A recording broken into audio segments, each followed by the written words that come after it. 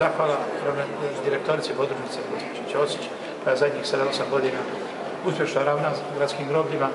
Hvala svim vrijednim djelatnicima zagrebačkih groblja i hvala svima koji drže da jedno od najljepših groblja u Europi, ako tako može se reći, a možemo, čine i stavljaju ga na pijedestal jednog od najljepših uređenih grobalja u ovom dijelu jugoistoka Europe, ja bi se usudio reći cijele Europe.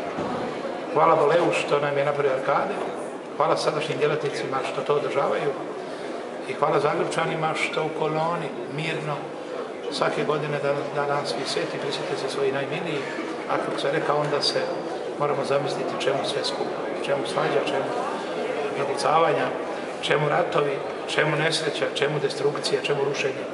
Svi smo jednog dana, ćemo doći tamo i svi će biti isti. Čujemo da na Mirogoj baš i nema mjesta ili možda u planu tako proširenje i nekih novih... Pa dobro, krematoriji, nova poljena krematorija su napravljena. Mirogoj ima svoje ograničene gabarite, a zato su groblja poput našega Miroševca i još više Markovog polja, oaza, odnosno rezerva za ukop naših sugrađana.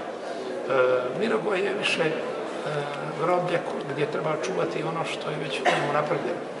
A može se skoro na prste dviju ruku nabrojati u svakom pojedinom polju slobodno grobno mjesto. Prema tome ta mjesta nema za nova grobna mjesta, ali ima još prostora i mogućnosti i još više truda svih nas da taj Mirogoj sačuvamo i da dočeka neko iz drugih 135 godina.